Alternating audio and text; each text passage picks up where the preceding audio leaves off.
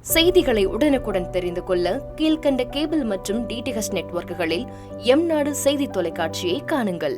பாதகம் செய்பவரை கண்டால் நாம் பயம் கொள்ளலாகாது பாப்பா. மோதி மிதித்துவிடு பாப்பா, அவர் முகத்தில் உமிழ்ந்துவிடு பாப்பா. அண்மை செய்திகளை உடனுக்குடன் தெரிந்து கொள்ள இணைந்திருங்கள் எம் நாடு தொலைக்காட்சியுடன்.